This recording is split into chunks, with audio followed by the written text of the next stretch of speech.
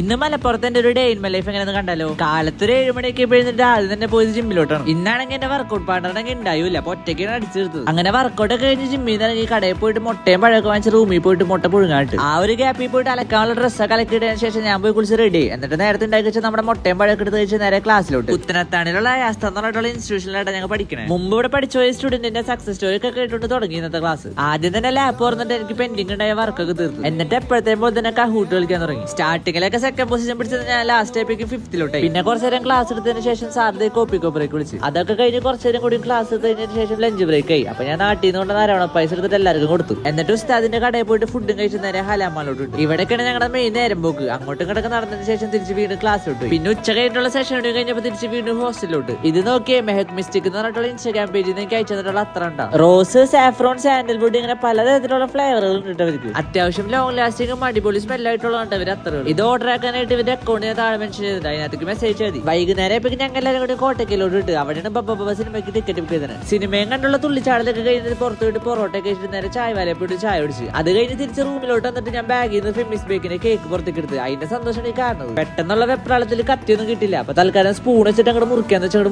മുറിച്ച് കഴിഞ്ഞിട്ട് ഒരു പീസ് എടുത്തപ്പിന്റെ എല്ലാവരും വായ തുറക്കലുണ്ടാവും. ആദ്യം ഞാൻ വായിൽ ഇങ്ങനെ വെച്ചെടുത്തോണ്ട് ഈ മര്യാദ ഉണ്ടായുള്ളൂ. പിന്നെ അതൊരു യുദ്ധഭൂമി ഇരുന്നു. എവിടേക്കാ പോയെന്ന് അറിഞ്ഞൂടാ കേക്ക്. കാരണം അത്രയ്ക്ക് അടിപൊളിയാണ് നമ്മുടെ ഫെമിസ് ബേക്കിന്റെ കേക്ക്. ഇവരുടെ അക്കൗണ്ട് ഞാൻ താഴെ കൊടുത്തേക്കാം. എന്തെങ്കിലും എൻക്വയറി ഉണ്ടെങ്കിൽ അവർക്ക് മെസ്സേജ് മതി. അപ്പൊ ഇത്രയ്ക്കുള്ളൂ ഇന്നത്തെ വീഡിയോ. അപ്പൊ ശരി എന്നാ, ബൈ.